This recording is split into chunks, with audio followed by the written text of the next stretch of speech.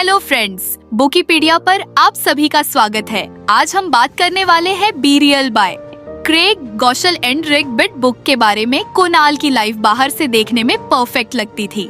अच्छी जॉब, बढ़िया सैलरी, एक सोशल मीडिया प्रोफाइल जो हमेशा स्माइलिंग और सक्सेसफुल फोटोज से भरी रहती थी, लेकिन अंदर ही अंदर वह थका हुआ था। हर दिन एक नया मास्क पहनना, हर बात को केयरफुली फिल्टर करके बोलना और हर सिचुएशन में खुद को परफेक्ट दिखाने की कोशिश करना, यह सब उसे अंदर से खाली कर रहा था। एक दिन संडे की सुबह जब उसकी कॉफी ठंडी हो चुकी थी और फोन पर बेवजह स्क्रॉल करते करते वह बोर हो गया। उसकी नजर टेबल पर रखी एक किताब पर पड़ी, बी रियल, क्योंकि फेक है थकानदायक। उसने वह किताब यूं ही क्यूरियोसिटी में उठाई और पहले चैप्टर पर नजर डाली। Authenticity Trump's perfection, perfection is exhausting. Kunal ने यह लाइन पढ़ते ही एक लंबी सांस ली, जैसे यह लाइन सीधा उसके दिल से बात कर रही हो। पढ़ते पढ़ते उसने रियल लाइफ सेक्स दिखाने की कोशिश में इतना बिजी रहा कि खुद की असली संगीतान प्रशंसा फीलिंगलेस करता था, लेकिन हकीकत में वह कई बार कंफ्यूज्ड और अनसर्टेन फील करता था। लेकिन यह कहने में उसे डर लगता था कि लोग क्या सोचेंगे।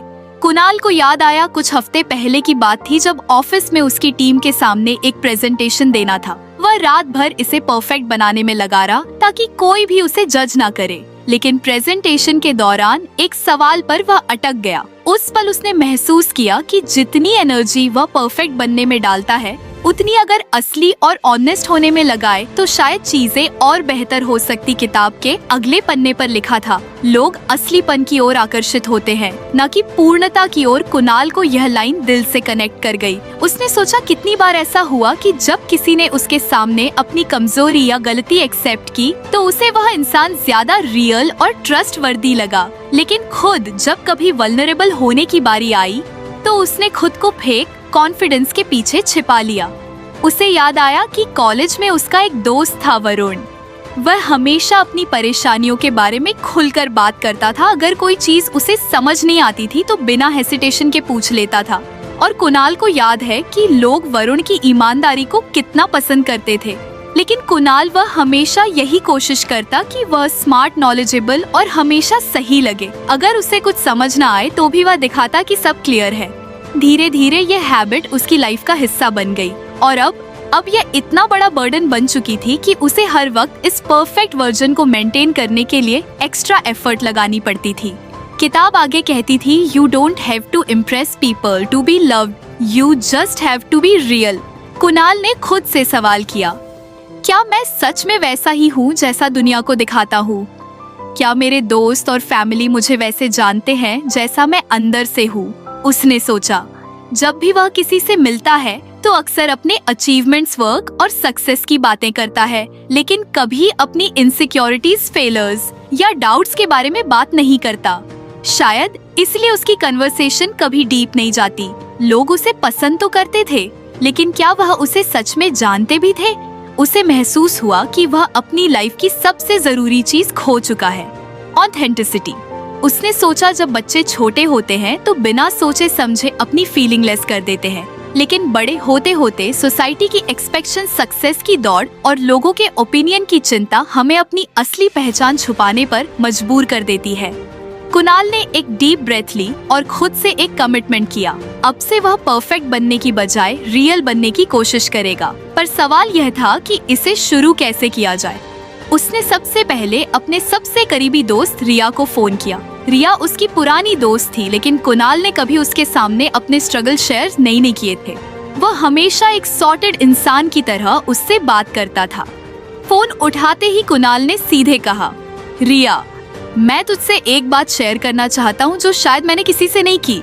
रिया ने कुछ सरप्राइज्ड होकर कहा, बोलना, क्या हुआ? कुणाल ने हेसिटेशन के साथ कहा, यार, मैं हमेशा परफेक्ट बनने की कोशिश करता आया हूँ। मतलब ऑफिस में, दोस्तों में, सोशल मीडिया पर, हर जगह। लेकिन ऑनेस्ट में बहुत बार खोया हुआ फील करता हूँ, डरा हुआ भी, और ये चीज बहुत एग्जॉस्टिंग हो गई है। रिया कुछ सेकंड चुप रही, फिर मुस्कुरा कर बोली, फाइनली तूने ये बात कह दी। कुणाल चौंक गया। मतलब ये कि मैं तुझे कब से जानती हूँ। मैंने हमेशा तेरे चेहरे पर एक नकली कॉन्फिडेंस देखा है, लेकिन मुझे पता था कि अंदर तू बहुत सारी चीजों को दबा रहा है। मुझे बस इंतजार था कि कब तू खुद इसे एक्सेप्ट करेगा रिया की। यह बात सुनकर नाल के दिल से एक बड़ा बोझ उतर गया। उसने पहली बार महसूस किया कि अपनी सच्चाई शेयर करना वीकनेस नहीं है बल्कि स्ट्रेंथ है। उस रात कुणाल ने अपने सोशल मीडिया पर एक पोस्ट लिखी, for a long time I try to be perfect but today I choose to be real because fake is exhausting and authenticity is freedom. जैसे ही उसने पोस्ट किया उसे एक अजीब सा सुकून महसूस हुआ। यह उसका पहला कदम था खुद के असली रूप को अपनाने का। लेकिन यह सिर्फ शुरुआत थी, अभी बहुत कुछ बदलना था, बहुत कुछ सीखना था। अगर आपको हमारी फ्री समरी अच्छी लगती है तो आप हमारे चैनल को सब्सक्राइब कर सकते हैं, हमारी मेंबरशिप खरीद सकते हैं या हमें UPI के थ्रू सपोर्ट कर सकते हैं। अब समरी पर वापस चलते हैं।